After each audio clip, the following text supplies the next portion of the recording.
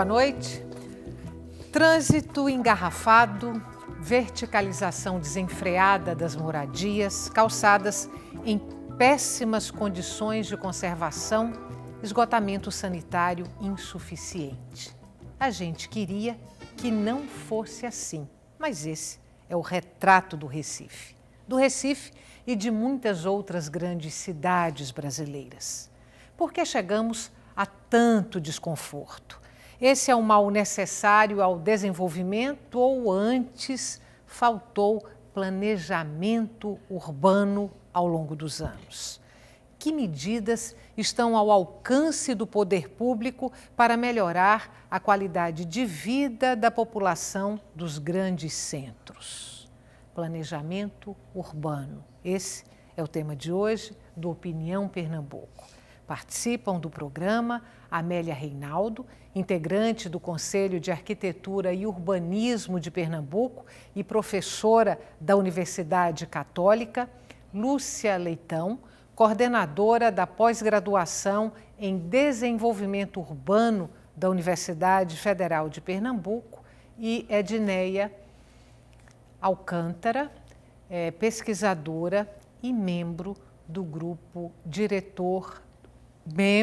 membro do grupo Direitos Urbanos. Lembramos que você pode participar do programa, a gente quer que você participe do programa enviando perguntas e comentários para o e-mail opiniãotvu@gmail.com, pelo telefone 3423-6836 ou então pelo Twitter, @opiniãop.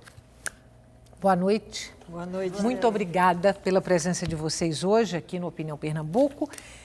Eu falei em verticalização desenfreada, falei em engarrafamento de trânsito, em calçadas com péssimas condições de uso, esgotamento sanitário insuficiente.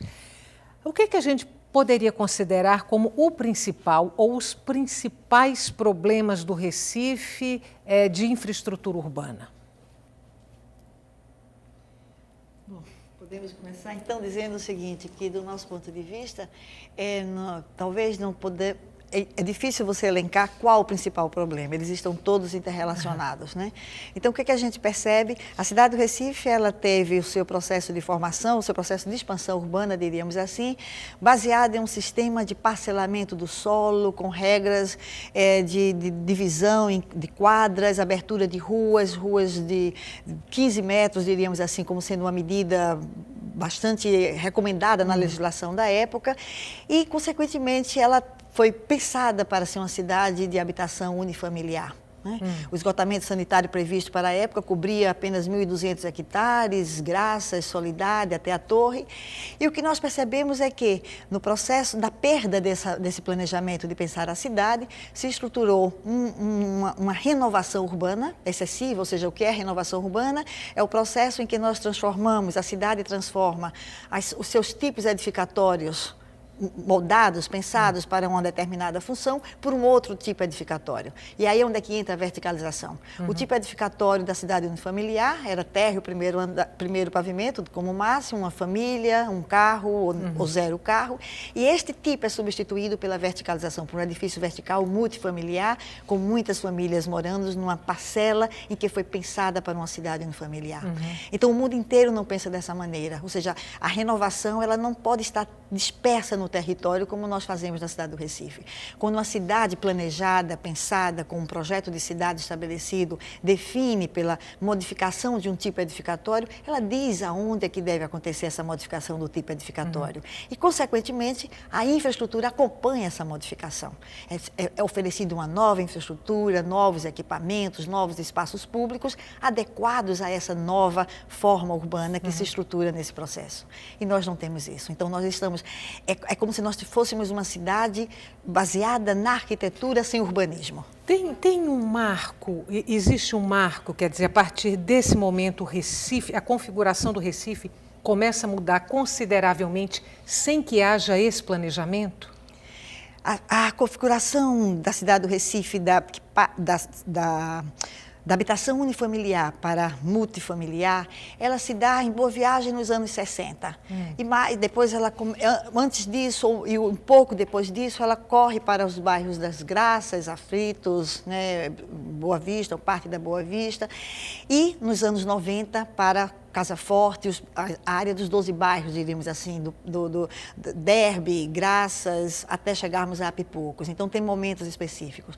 E onde é que a perda do planejamento se dá? Ela se dá no último plano, realmente, do Recife como um todo, que apontava sugestões para uma remodelação do seu centro e uma expansão urbana, data de 1943.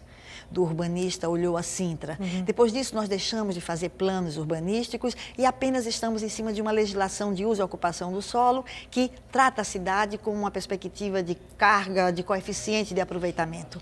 Esse coeficiente que, se nós analisarmos essas legislações urbanísticas, nós vamos perceber que eles cresceram intensamente ao longo do tempo, permitindo uma maior construção dentro dos lotes.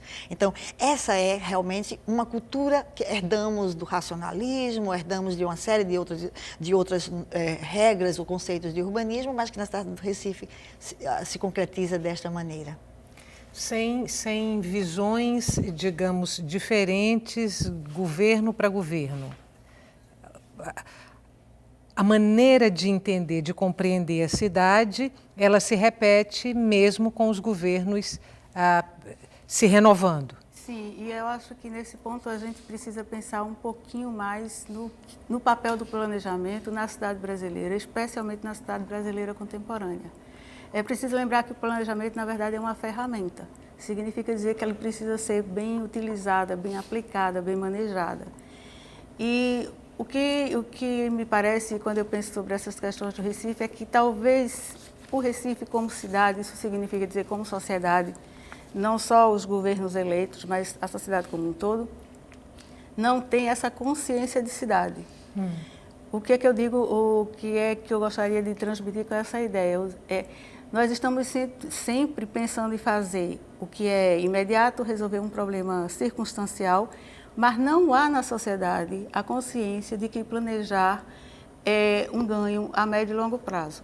Então, mesmo quando a gente planejou na cidade brasileira, a gente planejou mais pela visão de alguns estadistas, digamos assim, algumas pessoas com um pouco de visão, talvez até pessoal, como se teve no Recife, por exemplo, uma geração de planejadores que conseguiu salvar por muito tempo a Praia de Boa Viagem, né, quando nós tínhamos ainda a mais bela praia urbana do país, e a gente acabou perdendo, porque isso não é um valor na sociedade, é um instrumento que é manuseado circunstancialmente em função de quem está, em quem tem o poder no momento, ou até a sensibilidade para fazer acontecer.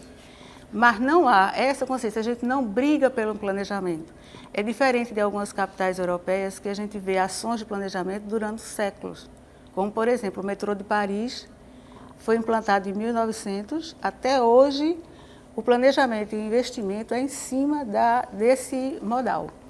Aí a gente não tem essa consciência e, consequentemente, essa consistência no pensar a cidade e, como consequência, utilizar o planejamento como ferramenta. Você falou em Boa Viagem, que é um dos bairros mais populosos hoje do Recife, acho que Boa Viagem, Várzea e Casa Amarela, se não me falha a memória. E aí você falou que num determinado momento, por iniciativas mais pessoais do que qualquer outra coisa, um grupo de digamos, planejadores conseguiu salvar o bairro de Boa Viagem. Foi essa expressão que você usou. A praia, a orla de Boa Viagem. Em que momento foi isso? Em que momento essa orla estava, com as suas palavras, salva? Pouco tempo atrás. Eu lembro que eu tenho menos de 20 anos como professora na universidade, na UFPE, e eu me lembro que eu dava aula aos alunos mostrando a distinção entre o que era a praia de Boa Viagem, sem essa explosão devastadora e dilaceradora do espaço urbanístico, que é a ocupação contemporânea, e nós comparávamos isso com a orla de Copacabana, onde o excesso de verticalização e a proximidade dos edifícios, quer dizer, o excesso de uso do lote, fazia com que não se tivesse mais sombra em Copacabana. E nós mostrávamos que um grupo de arquitetos e engenheiros da própria Prefeitura do Recife, através de uma legislação, conseguiu fazer com que Boa Viagem se mantivesse mais ou menos preservada e ainda cartão postal para o país. Mas isso é 20 anos atrás, menos de 20 anos. Né? Eu penso que o momento mais gritante aparece com a última legislação de uso e ocupação do solo, quando se perdeu de vista a questão do limite de verticalização, né?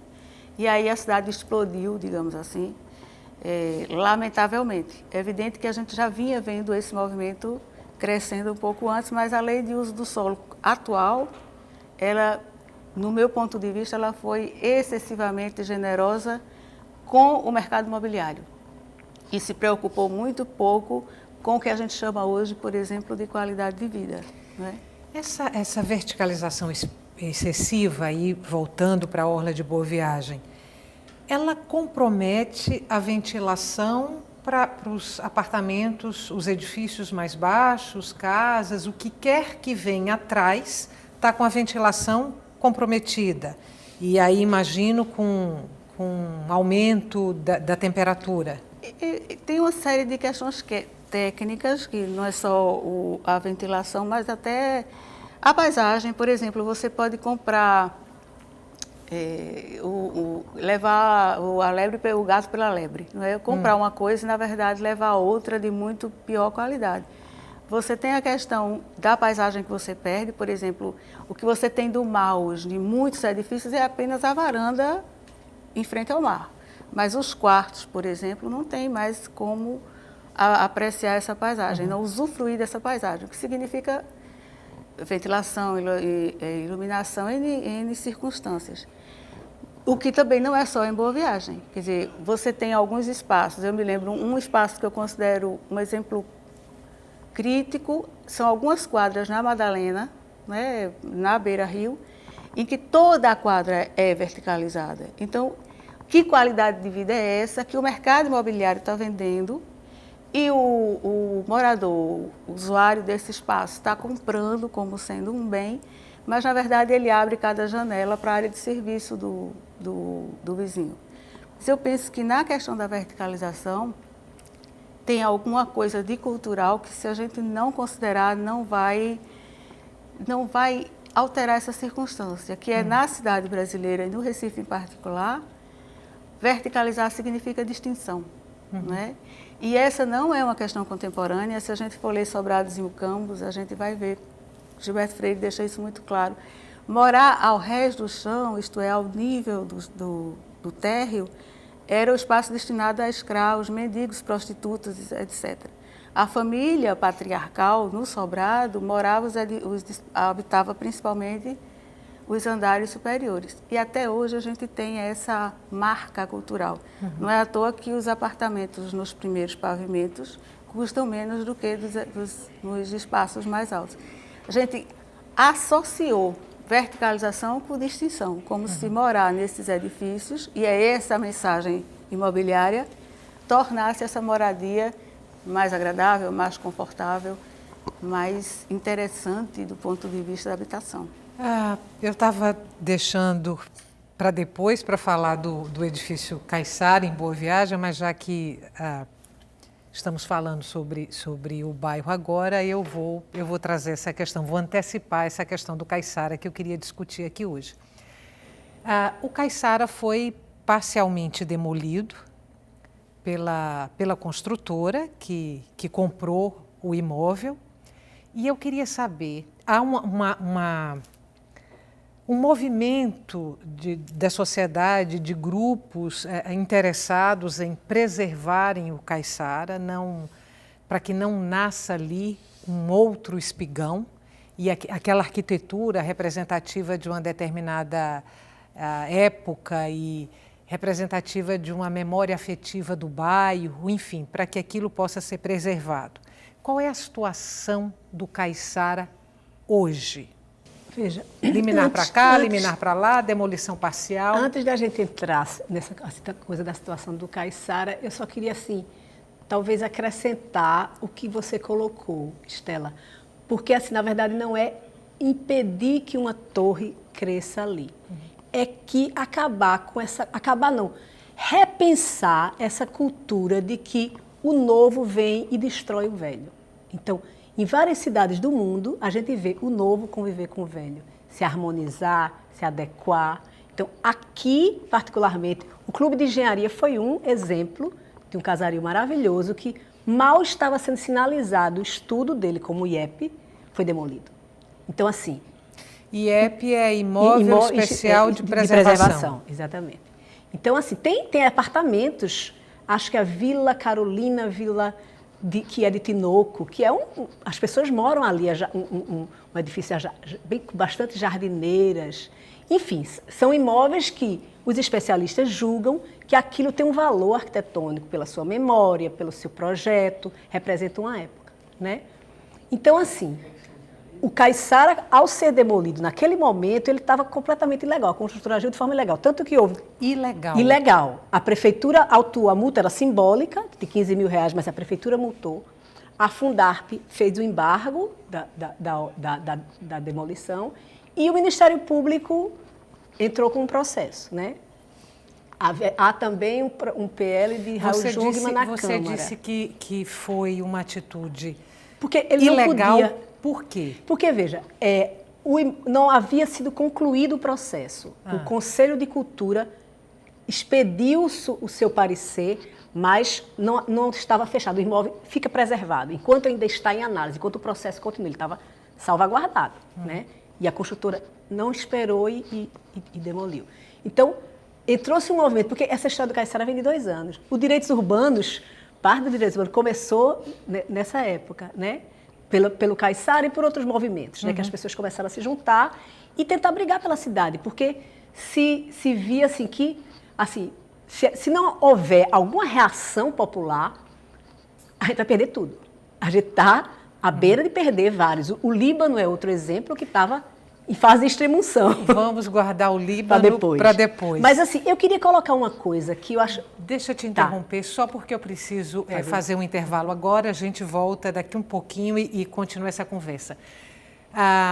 O intervalo da gente é curto, você sabe. Você pode participar do programa enviando perguntas e comentários para o e-mail opiniãotvu@gmail.com, também pelo telefone 34236836 ou pelo Twitter @opiniãope. A gente volta já.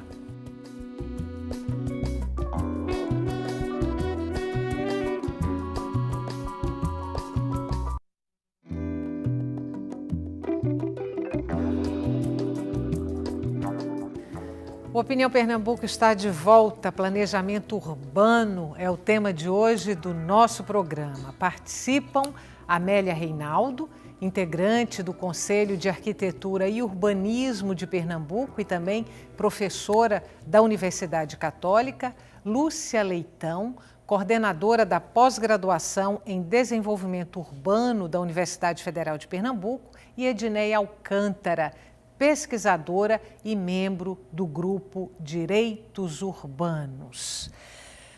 Falávamos da verticalização do Recife, de um desenvolvimento, de um crescimento que não consegue conciliar o novo e o antigo.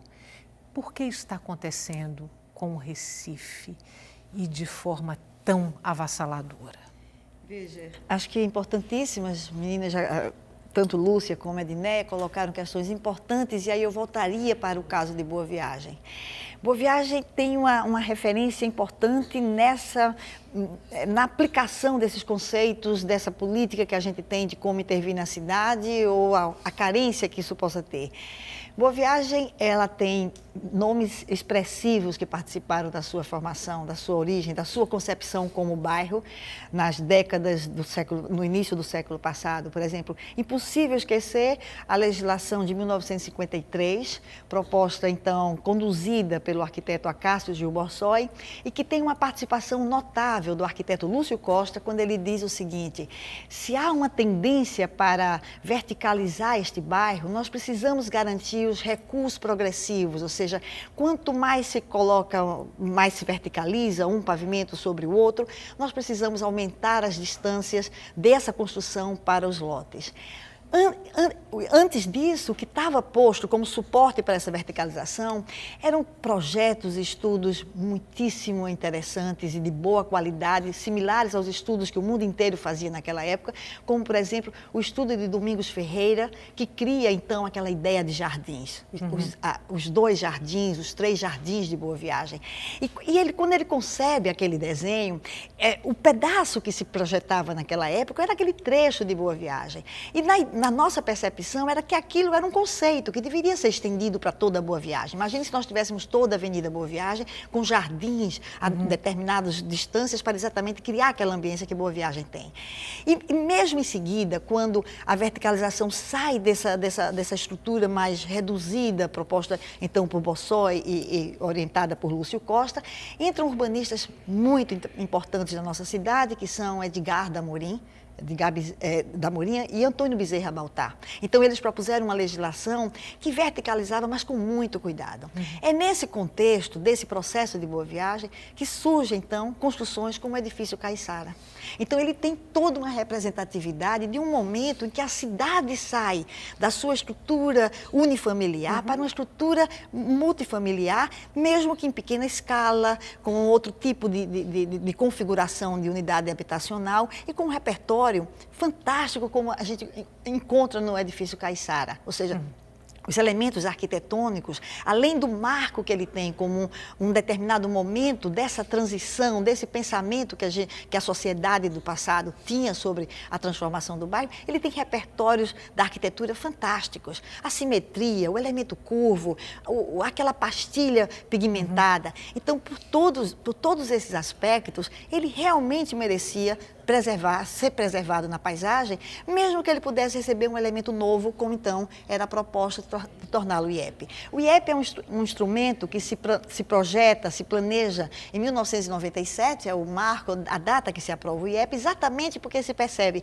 a legislação de 96, ela é avassaladora, ela veio com uma forma muito, muito dramática de reconfigurar essa cidade.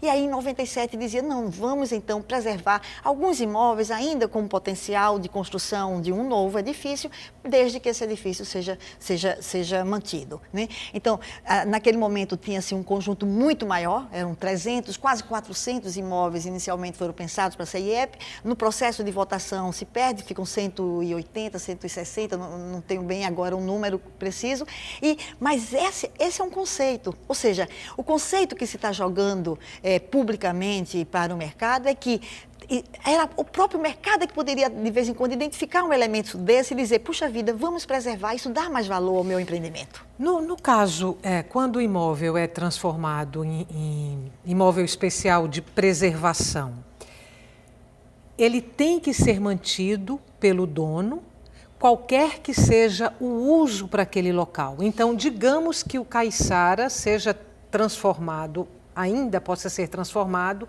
no imóvel especial de preservação. A construtora que é dona hoje daquele espaço, ela tem que preservar aquele imóvel do jeito que ele é e dar a ele um uso qualquer. É assim que funciona? É isso? Eu não tenho todos os elementos, acho que a Amélia fala melhor do que eu sobre a questão técnica dos IEPs. Mas, no caso do Caiçara, o que me chama a atenção, que ele é o exemplo que está posto na cidade agora. Nós temos, inclusive, imagens, eu acho, do Caiçara. Eu vou pedir para que se for possível, que essas imagens entrem enquanto a gente conversa aqui. Ok. Eu penso que a questão do Caiçara coloca para a cidade a questão da preservação, do que preservar. Aí é o Caiçara. E coloca para o especialista como definir o que preservar. Né? Eu penso que a gente ainda não tem muita clareza com relação a isso. Com isso, eu estou querendo dizer que, no momento em que o imóvel é defendido ou preservado, protegido apenas por um grupo de especialistas, ele perde força como memória da própria cidade. Eu lembro de uma citação muito interessante de Argan, que é um crítico de arte importante, que foi prefeito de Roma no final do século passado, e ele dava como exemplo o Coliseu Romano. Ele dizia: se alguém for destruir ou pensar em destruir, não são os arquitetos ou os historiadores que vão se levantar contra, mas todo o povo de Roma.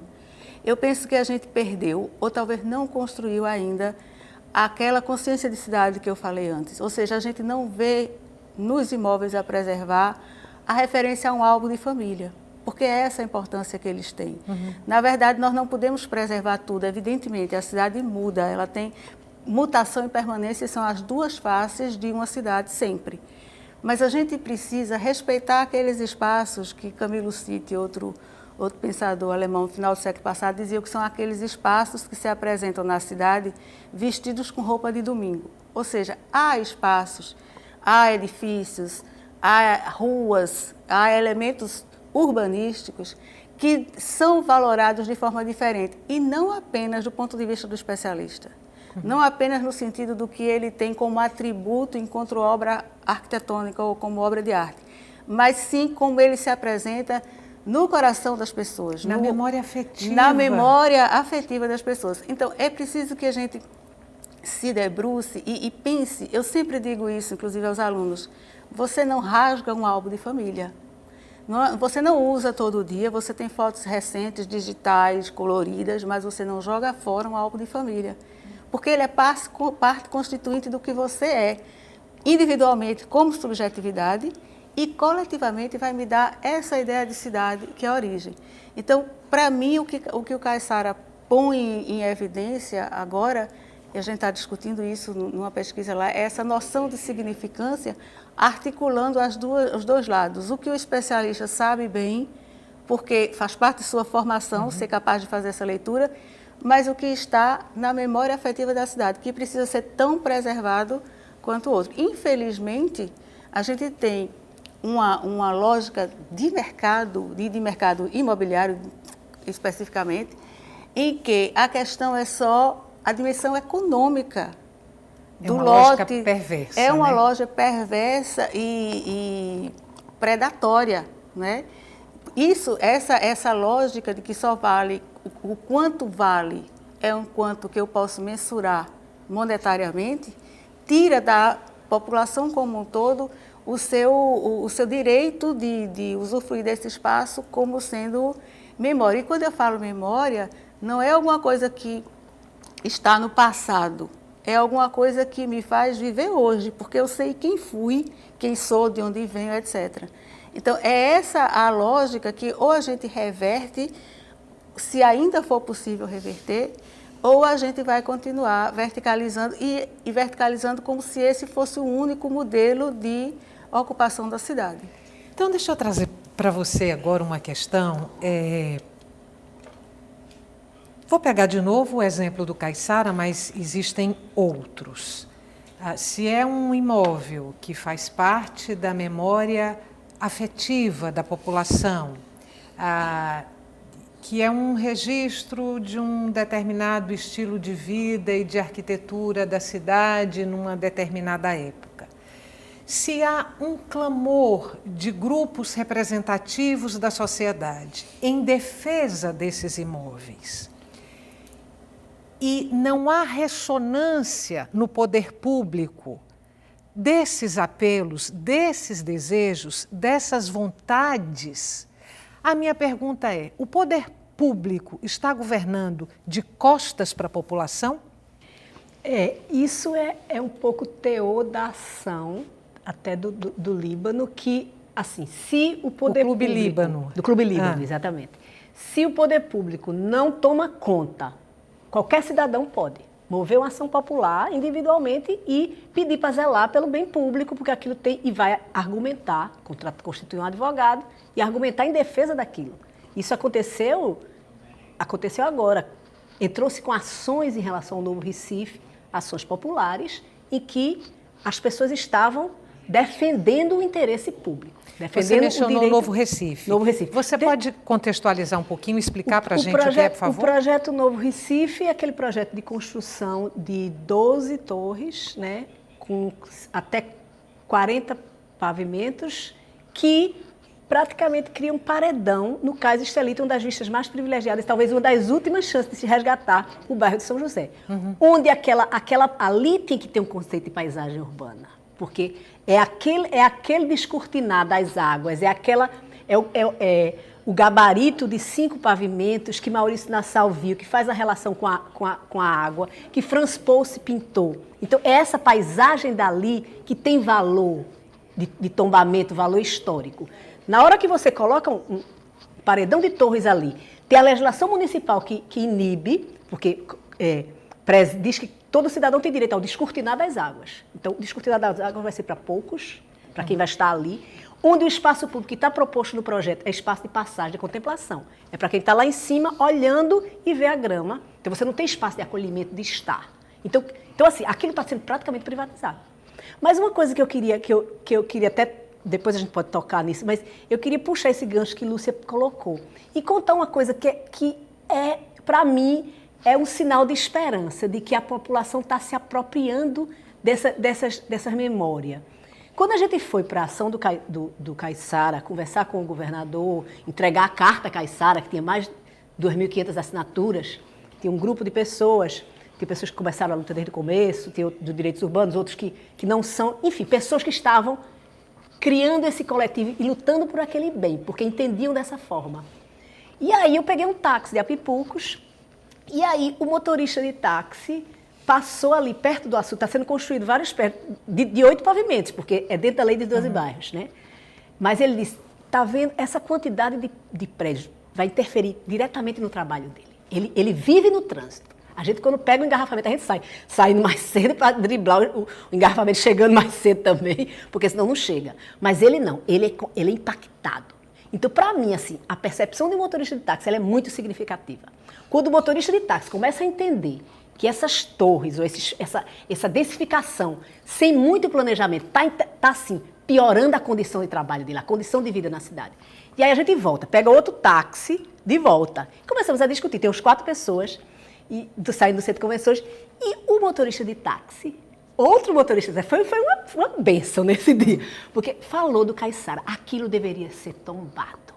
Então, o motorista de táxi, um cidadão comum, então, assim, ele estava encarando aquilo como parte da memória dele. Eu volto a te fazer a pergunta. O poder público está governando de costas para o desejo, para a vontade da população em relação à cidade que se quer, o Recife que se quer? Eu acho que a grande pergunta é quem governa as cidades brasileiras, latino-americanas, principalmente essas que têm maior pressão, cidades em desenvolvimento. E aí, eu peguei recentemente, eu participei de um encontro a semana passada, que alguém fez uma citação de que 3 pesquisadores, esse artigo vai ser publicado em 2014 ainda, mas eu estou até com ele aí. Então, uma análise das doações de campanha do Brasil. E fazem uma análise de que a cada R$1 investido, quem doou a campanha para qualquer partido que seja, se o partido ganha 14. Qual é o investimento? Que investimento você tem esse retorno? E aí como é que se quebra? Quebra o planejamento as grandes construtoras são grandes financiadoras de campanhas no Brasil? Mais de 50% das campanhas, tem estudos que mostram, 56% são financiadas pelas construtoras. Márcio Pockmann, presidente do IPEA, coloca assim, claramente, ele fez uma síntese, quem governa as cidades? Então, ele diz que as cidades estão sendo governadas pelo capital imobiliário, pelo capital das empresas de ônibus, de transporte público e pelo capital das empresas operadoras de lixo. E se não se quebrar essa correlação de forças, não tem planejamento que aguente. Então, aí veja, isso é a concepção política, a decisão de quem governa. Então, as trocas, e enquanto a gente não mudar a legislação eleitoral, a gente vai continuar amarrado nisso, porque não é prefeito A, B ou C ou D. Uns até se capturam mais, outros têm mais autonomia. Mas aí você tem, por outro lado, o que Lúcia e Amélia já colocaram. É a legislação que respalda isso. Aí é o aparato burocrático legal que diz, você vai, naquele lote você pode construir 7 vezes a sua área do seu terreno. E aí você não olha em torno, aí você não tem aquilo que a Amélia colocou. Você não tem urbanismo, você tem projetos individual. Então, a cidade é vista do ponto de vista da propriedade privada, onde o direito privado é absoluto em relação ao direito coletivo, a impactos de vizinhança, a a função social da propriedade, tudo isso é respaldado em lei. Mas se escolheu aquela que é maximizar o direito absoluto à propriedade. Então, assim, aí você não vê impacto de vizinhança, não se faz impacto de vizinhança nessa cidade. Os viadutos da Agamenon Magalhães foram os primeiros, porque o Ministério Público pediu. Na época, acho que Belize pediu, então se foi feito pela primeira vez. Então, quando você vê impacto de vizinhança, você vai ver essa verticalização, o que é que ela impacta. Aí é o que é ventilação, é ilhas de calor, é você privatizar a paisagem. Por que não se escalona? Agora, a Aurora está 5 torres de 47. A gente vai chegar aonde? E tudo nas frentes d'água. Vamos fazer mais um intervalo curtinho. A gente volta daqui a pouco para continuar essa conversa. Planejamento urbano é o tema de hoje do Opinião Pernambuco e a gente quer muito que você participe dessa discussão. A gente volta já.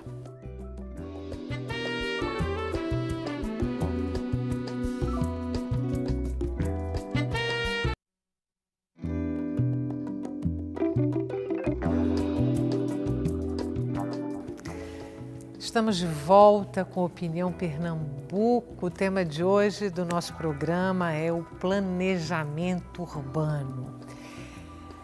Queria trazer 2 questões para ver se dá para a gente. Primeiro, fechar a situação do Caiçara, para saber se ele ainda pode ser transformado num imóvel especial de preservação, quais são as chances objetivas, reais para isso.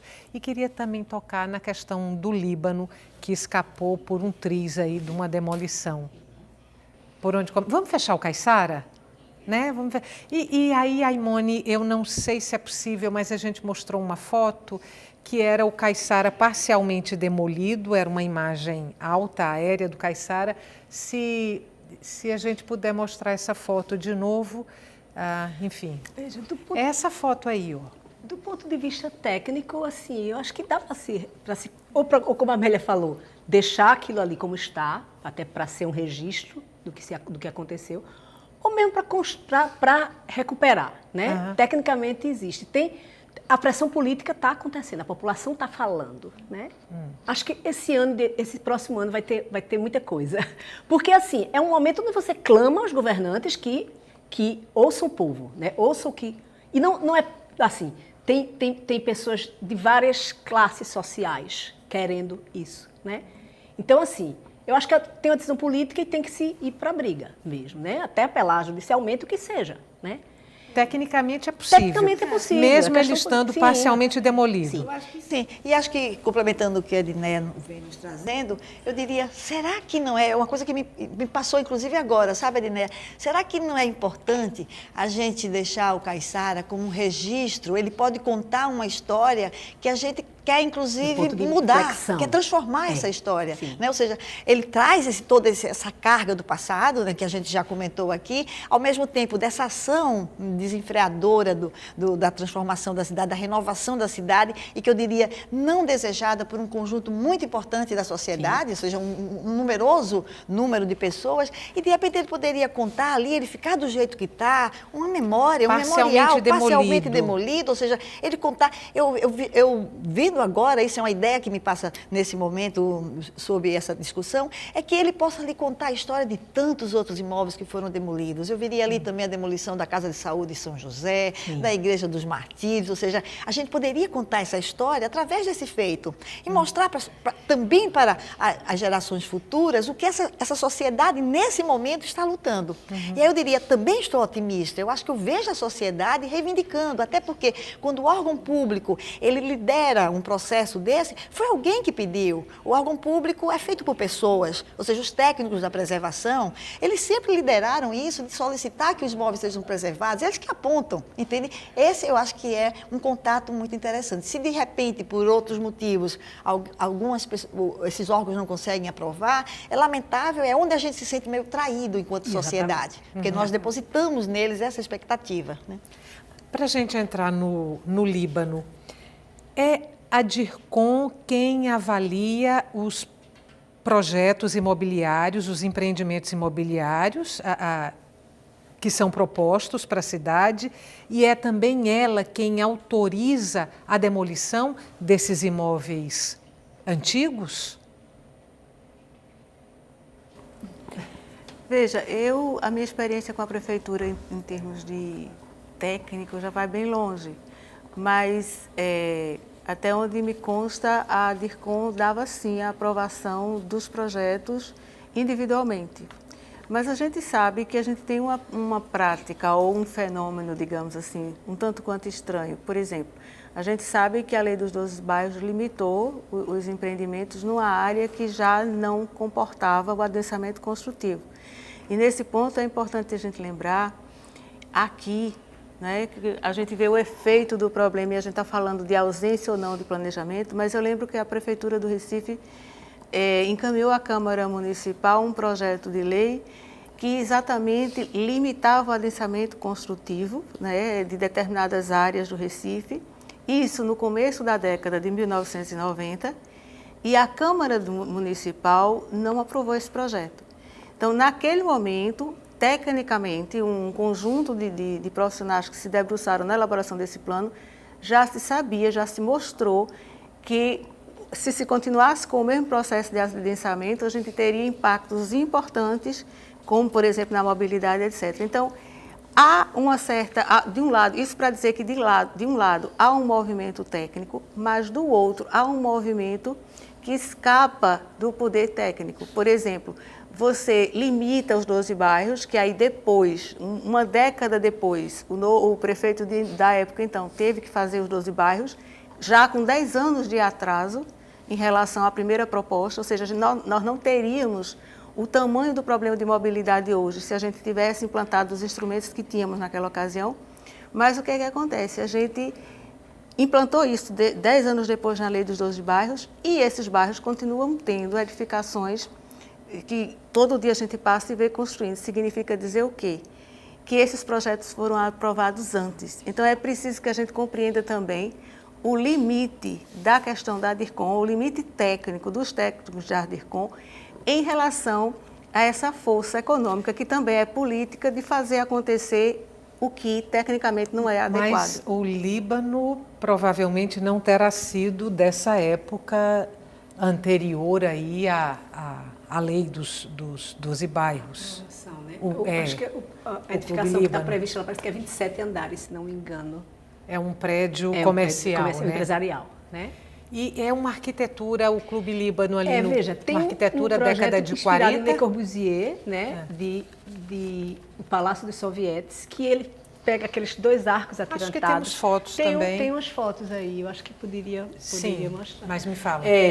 Então, assim, tem toda representa uma arquitetura de uma época, influência de Niemeyer, né? Vocês podem falar até mais do que eu, dessa era de pernambucanos. Clube Líbano, no Pina, essa foto, isso, não é isso?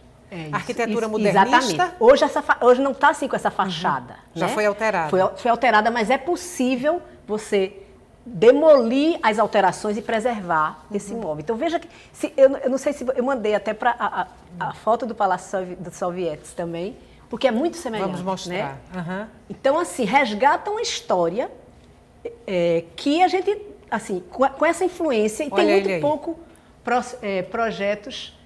O Líbano é inspirado nesse projeto de Le Corbusier.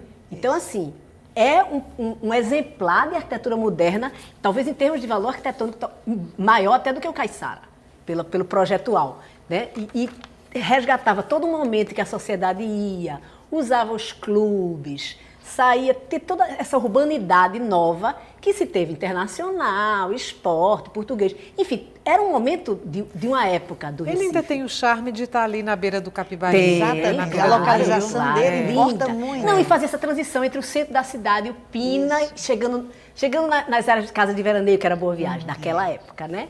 Então, assim, é um exemplar que a gente vai brigar por ele até quando puder. Olha só, eu vou trazer para vocês perguntas e comentários agora dos telespectadores. O primeiro comentário é de Jorge do Janga. A falta de planejamento urbano é uma questão política. Enquanto o governo não fiscalizar essas alterações no meio ambiente, nada vai mudar. Por exemplo, no Porto de Suape, o IBAMA jogou a responsabilidade para a própria Suape, que, por sua vez, jogou para os políticos. Agora está tudo desmatado, esgoto a céu aberto. Não existe planejamento se as pessoas não têm consciência ambiental. Planejamento urbano e consciência ambiental estão intimamente ligados? Não somente consciência ambiental, mas com todos os aspectos que a gente está falando. E quando a gente fala em ambiente, meio ambiente, a gente está falando todo esse conjunto de questões. Né? E aí é lamentável que isso esteja acontecendo não somente com Suape, mas com todos os municípios que estão em torno de Suape, onde os exemplos que a gente está observando na cidade do Recife, ou nas cidades mais imediatamente próximas ao Recife, que sofreram um processo de urbanização por conta da presença do Recife tão forte, e estamos repetindo este mesmo modelo numa área em que o desenvolvimento chega de uma outra forma. Então, é lamentável que todo esse crescimento que a gente tem observado em Suape por conta do próprio porto, ele esteja desamparado de um plano territorial de grande envergadura que possa não somente suportar, ajustar, mas criar as condições para que as pessoas vivam ali, convivam com essa nova infraestrutura portuária que está surgindo e a gente tenha realmente um desenvolvimento harmônico, ambiental, em todos os aspectos que a gente defende. Comentário de Cervantes Alvarez, da Ilha do Leite. Os prefeitos nomeados na época da ditadura militar causaram enormes prejuízos ao Recife. De alguma maneira a gente herdou essa maneira autoritária de angular os problemas da cidade, de gerenciar a cidade? Eu acho que a gente herdou, mas a gente não herdou só da época da ditadura. A gente herdou de um modo de ser alicerçado no patriarcalismo, né? A gente tem uma cultura muito do mando muito acirrada, né? Da imposição da vontade pessoal em relação ao coletivo. E eu acho que o planejamento tem uma dificuldade com os prefeitos, aspas, ou com as prefeituras, não só com os prefeitos, com o planejamento nos diversos níveis, tem um problema, mas na cidade fica mais visível, que é a questão de que a cada prefeito que chega a intenção de um novo começo. Né? Como se a cidade não tivesse suas permanências. Há o objetivo sempre muito claro de impor um plano, e a gente sabe que 4 anos de governo, ou mesmo 8, são insignificantes em termos de história da cidade. Como a gente não tem, então, essa cultura de um profissionalismo, de um planejamento que está na esfera técnica, do corpo técnico, e não de quem está de passagem, digamos assim, né?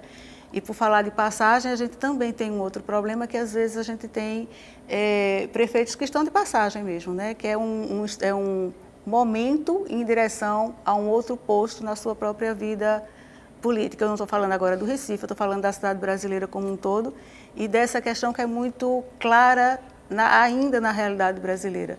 Então, a gente não tem essa permanência, o que, evidentemente, repercute no planejamento, porque o que é pensado num determinado momento pode não ser atraente para um governo que vem depois. Lúcia Helena, advogada de direito urbanista. A verticalização na Avenida Atlântica fez parte do projeto de edificação de Copacabana, inclusive bem aceito pela própria população. Isso não afetou negativamente a vida dos moradores do bairro. Se eu estou entendendo bem, ela está defendendo aqui a verticalização na Orla, em Copacabana, no Recife, enfim. Mas ela tem razão, porque a questão não é ser contra a verticalização. A verticalização é um modo de edificar, como há muitos outros. A questão é que a gente não tem somente este modelo. A gente pode morar muito bem, pode construir, conviver em cidades muito agradáveis e acolhedoras sem essa questão ou sem essas torres. Eu acho que no Brasil, especialmente no Recife, a gente confunde verticalização com progresso, ou seja, confunde tecnologia com progresso. Não é porque eu tenho uma tecnologia que me permite construir 40 andares que eu posso botar 40 andares em qualquer área da cidade. Então, a verticalização veio para resolver problemas, por exemplo, de adensamento populacional. Então, em muitos momentos, ela é bem-vinda, mas isso não significa que eu posso botar qualquer torre em qualquer lugar, e menos ainda que essa decisão seja tomada pela iniciativa privada e não pelo poder público que rege a cidade. Eu acho que tem uma coisa também que é o uso misto. O Rio de Janeiro tem essa maravilha de oferecer. Você embaixo você tem um mercadinho, você tem uma padaria, você circula a pé. Então, a verticalização, ela agrega outras coisas. Aqui se propõe torres só para habitacional ou torres só para empresarial. Então, assim, ainda há uma resistência em um prédio, um único prédio, você manter o uso misto. Os empreendedores não entenderam que as pessoas gostam disso. Tem pessoas que, no centro da cidade, por exemplo, se você mora sozinho num apartamento, você gosta de descer, tomar um café, você vai fazer outras coisas. Então, talvez aquele tipo de empreendimento não seria para ali, para o bairro do Recife. O modelo do Novo Recife. Seria para famílias maiores, que ficam em casa, enfim, que moram em outro local. Então, parece que aquele projeto chegou ali descontextualizado do bairro e da diversidade, né? Eu acho que ainda complementando a questão da verticalidade na Avenida Atlântica, no Rio de Janeiro, exatamente a diferença é que o tipo vertical, ali ele tem um suporte que é bem diferente daquele suporte que a gente está trazendo para a cidade do Recife, porque a verticalidade do Recife se coloca, articula ou dialoga. Por exemplo, o calçadão da Avenida Atlântica, ele tem uma dimensão extremamente generosa para com esse tipo de ocupação, ademais dessa coisa do uso misto, do uso da planta baixa com uma atividade que está diretamente relacionada com a rua. Então, esse é um aspecto importante. O Copacabana, quando se citava como exemplo, no caso do Recife, como um aspecto negativo, era muito mais a questão da passagem dos ventos para as áreas posteriores. Mas a urbanidade daquela fatia urbana, ela é extremamente privilegiada e integrada, diríamos assim. Eu acho que a gente tem tempo para mais um comentário ou mais uma pergunta. Um comentário de Maurício Peroni. Sou morador de Porto Alegre, mas conheço Recife há mais de 10 anos. As duas torres no Recife Antigo são uma agressão. Parece que esse modelo de desenvolvimento irresponsável tem sido regra nas grandes e médias cidades do país. O fato é que os legisladores e os executivos têm acatado os interesses imediatistas das construtoras. Ele cita aqui as Torres Gêmeas, que também foi outro projeto muito polêmico, né? Sim. Sem dúvida, ele tem toda a razão. As Torres Gêmeas, elas não cabem naquele contexto, né? O bairro Santo Antônio e São José, ele tem uma integridade como peça, como área urbana, né? Completamente articulada entre si, os seus edifícios, a sua arquitetura, as quadras, o seu espaço público, a borda daquela questão ali das águas. Então, ele tem toda a razão, né? Então, não deveria acontecer, ou seja, ali foi mais uma das brechas que a nossa legislação permitiu, um coeficiente absurdo para uma área como aquela, e mais eu acho que um certo descuidado do patrimônio histórico, do IPHAN no caso da época, porque aquela área é uma área que tem um controle maior do IPHAN e que poderia de alguma maneira aquilo ser evitado. Então concordamos inteiramente e vai na mesma direção dos coeficientes excessivos, da permissividade da legislação, e aí só aproveitando para complementar o seguinte, a pergunta que eu acho que a gente ainda complementa é: quem é a parcela da sociedade que os legisladores estão ouvindo? Tá? Essa é a pergunta que se coloca. Acabou.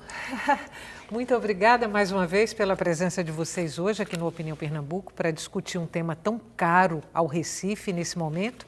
Para você que está em casa, muito obrigada por acompanhar até agora. Muito obrigada pelas perguntas e pelos comentários. E o Opinião Pernambuco volta amanhã.